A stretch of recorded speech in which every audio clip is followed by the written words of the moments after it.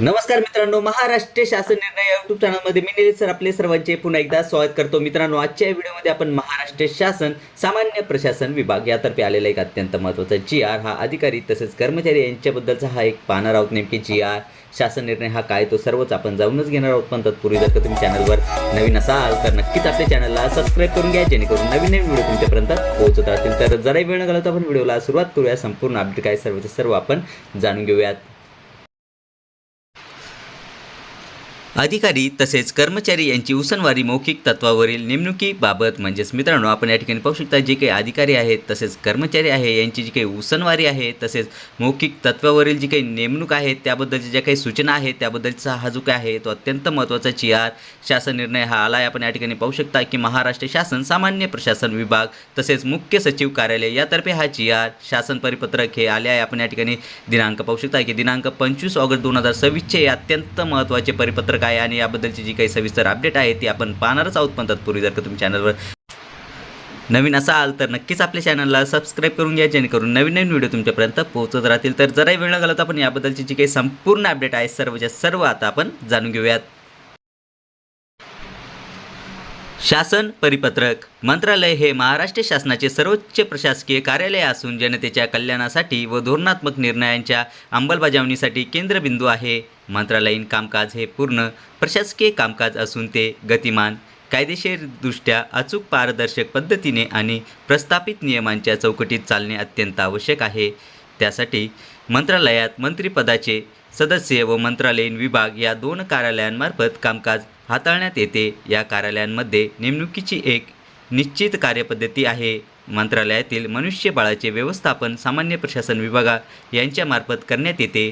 राज्याच्या सर्वोच्च प्रशासकीय कार्यालयात मनुष्यबळ व्यवस्थापन योग्य रीतीने झाल्यास राज्यात राबविण्यात येणाऱ्या लोकाभिमुख योजना व कार्यक्रमांची अंमलबजावणी प्रभावीपणे होईल. त्यामुळे शासनाची जनमानसातील प्रतिमा उजळण्यास मदत होते. मात्र मनुष्यबळ व्यवस्थापन योग्य प्रकारे न झाल्यास त्यांचा नकारात्मक परिणाम शासकीय कामकाजावर होतो. तसेच संदर्भाधीन क्रमांक 1च्या शासन निर्णयान्वये मंत्रिपरिषदेच्या सदस्यांना अधिकारी व कर्मचारी उपलब्ध करणे, संदर्भाधीन क्रमांक 2च्या शासन निर्णयान्वये प्रतिनियुक्तीने नियुक्ती करणे व संदर्भाधीन 3च्या शासन निर्णयान्वये करार पद्धतीने निवृत्ती अधिकारी कर्मचारी यांची नेमणूक करणे याबाबत कार्यपद्धती निश्चितही करण्यात आलेली आहे. तसेच असे असेल तरी विहित कार्यपद्धतीचे अवलंब न करता माननीय मंत्री व मंत्रालयीन विभाग, मूळ मंत्रालयीन विभाग, अपर मुख्य सचिव, सामान्य प्रशासन सेवा, मुख्य सचिव व माननीय मुख्यमंत्री महोदय यांची मान्यता न घेता बाह्य कार्यालयातून प्रतिनियुक्तीवर, उसनवारीवर किंवा केवळ मौखिक आदेश आधारे अधिकारी व कर्मचारी यांची थेट कंत्राटी तत्वावर अथवा बाह्य स्रोताद्वारे नेमणूक करण्यात येते. यामध्ये तांत्रिक अधिकारीही म्हणजेच उदाहरणार्थ डॉक्टर, लघुलेखक, शिक्षक, अभियांत्रिकी इत्यादी मोठ्या प्रमाणावर नेमण्यात आलेले आहेत. नेमण्यात आलेल्या अधिकाऱ्यांना मंत्रालयीन कामकाजाविषयी कोणतेही प्रशिक्षण अथवा कामकाजाचा अनुभव नसल्यामुळे त्याचा मंत्रालयीन कामकाजावर थेट परिणाम होतो व तसेच प्रशासकीय कार्यप्रणालीस छेद बसतो. तसेच उसनवारी मौखिक तत्वावर भरण्यात आलेल्या अधिकारी तसेच कर्मचारी यांच्यामुळे दोन्ही कार्यालयांना रिक्त पदे भरणे अडचणीचे ठरते.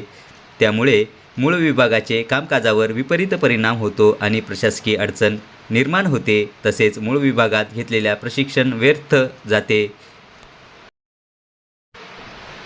वास्तविक पाहता माननीय मंत्री कार्यालय व मंत्रालयात चालणारे कामकाज हे संपूर्णतः प्रशासकीय स्वरूपाचे असून अत्यंत संवेदनशील असते. त्यामुळे या कार्यालयात प्रामाणिकपणाचे प्रमाणपत्र म्हणजेच की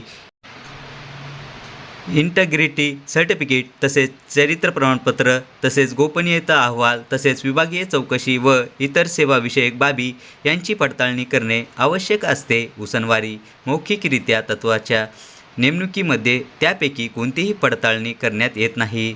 तसेच शासनामार्फत काही संवर्ग किंवा पदे ही कालबाह्य किंवा मृत संवर्ग करण्यात आली आहेत. त्या संवर्गातील सेवानिवृत्त अधिकारी तसेच कर्मचारी यांना कंत्राटी पद्धतीने मुदतवाढ देण्याची पद्धत अयोग्य आहे. सद्यस्थितीत विविध विभागातील होणाऱ्या अधिकारी तसेच कर्मचारी यांची उसनवारी तसेच मौखिक तत्वावर करण्यात आलेल्या नेमणुकीबाबत खालील पद्धतीची अवलंब करण्यात यावा.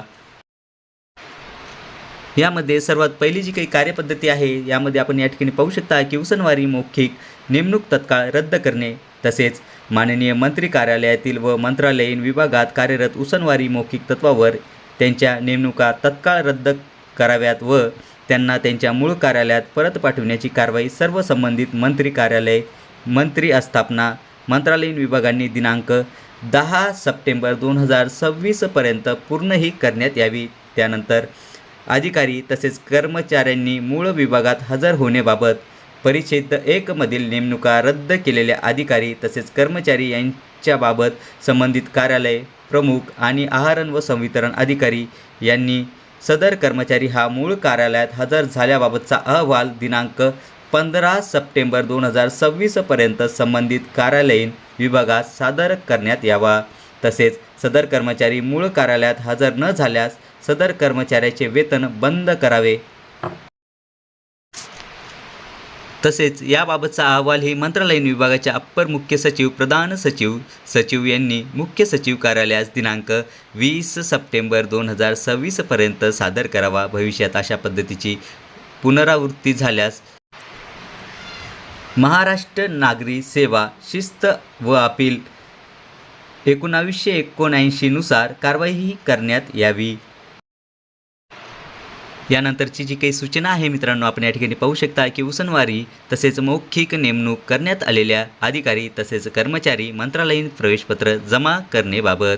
यामध्ये मंत्रालयात प्रवेश करताना संबंधित अधिकारी कर्मचारी यांना मंत्रालयीन विभागाचे ओळखपत्र, फेस रीडिंग व उपस्थिती यांच्याबाबत संबंधित मंत्रालयीन विभाग तसेच गृह विभाग तसेच माहिती व तंत्रज्ञान विभाग यांचे मार्फत कारवाई करण्यात येते. मात्र परिच्छेद 1 व 2 नुसार रद्द करण्यात आलेल्या अधिकारी तसेच कर्मचाऱ्यांच्या नेमणुकीच्या अनुषंगाने ओळखपत्र, फेस रीडिंग उपस्थितीची सुविधा तत्काळ बंद करण्यात यावी.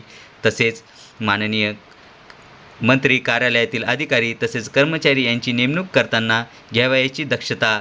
यामध्ये माननीय मंत्री कार्यालयातील अधिकारी कर्मचारी यांची नेमणूक करताना सामान्य प्रशासन विभाग शासन निर्णय क्रमांक MIN 1224 प्रत क्रमांक 15/0 कार्या 21 मंत्री आस्था 1 दिनांक 14/1/2025 व दिनांक 31/12/2025 मध्ये निश्चित केलेल्या कार्यपद्धतीचाच अवलंब करावा.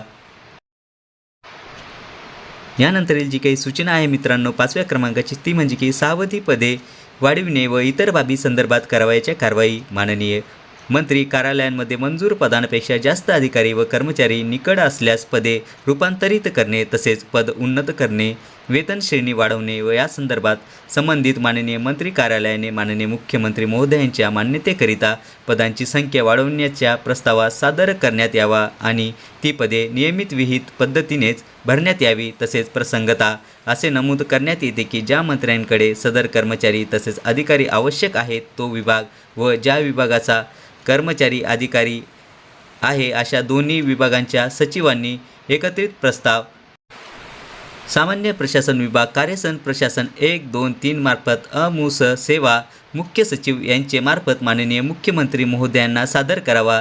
तसेच मंत्रालयीन विभागात मंत्रालयीन संवर्गाव्यतिरिक्त नेमणुकीबाबत.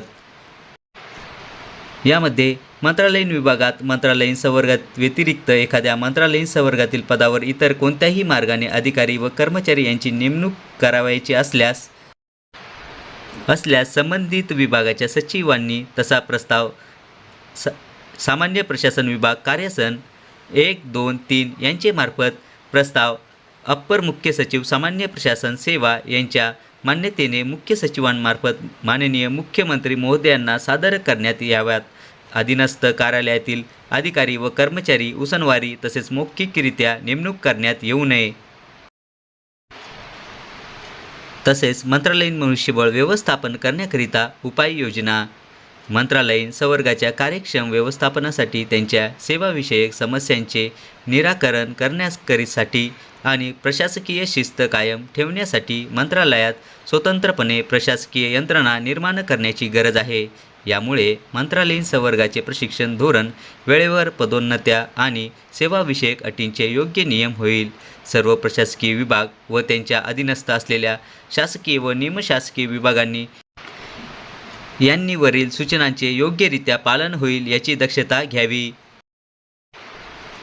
तसेच सदर शासन परिपत्रक हे माननीय मंत्री महोदय यांच्या मान्यतेने निर्गमित करण्यात येत असून महाराष्ट्र शासनाच्या www.maharashtra.gov.in या संकेतस्थळावर उपलब्ध करण्यात आला असून त्याचा संगणक संकेतांक हा 202608251230577507 असा आहे. म्हणजेच मित्रांनो, जर का तुम्हाला हा जो काही GR आहे, शासन निर्णय आहे, हा जर का डाउनलोड किंवा क्रॉस चेक हा जर काय करायचा असेल तर ही जी काही आपली महाराष्ट्र शासनाची ऑफिशियल वेबसाईट आहे यावर जाऊन तुम्ही हा GR डाउनलोड करू शकता. करायला जमलं नाही तर काही हरकत नाही, व्हिडिओच्या खाली डिस्क्रिप्शन बॉक्समध्ये मी आपल्या टेलिग्राम चॅनलची लिंक दिली आहे, तिथून तुम्ही याबद्दलची सविस्तर PDF डाउनलोड करू शकता. चला तर मित्रांनो, आशा करतो की तुम्हाला हा जो काही GR आहे, शासन निर्णय आहे, हा सर्व समजलाच असेल आणि याबद्दलची जी काही नवीन अपडेट येत राहील ती नक्कीच मी तुमच्यापर्यंत पोहोचत राहील. पण तत्पूर्वी जर का तुम्ही चॅनलवर नवीन असाल तर नक्कीच आपल्या चॅनलला सबस्क्राईब करून घ्या, जेणेकरून नवीन व्हिडिओ तुमच्यापर्यंत पोहोचत राहतील. चला तर मित्रांनो, भेटूयात पुढच्या व्हिडिओमध्ये याबद्दलची आणखी एक नवीन अपडेट घेऊन. तोपर्यंत धन्यवाद.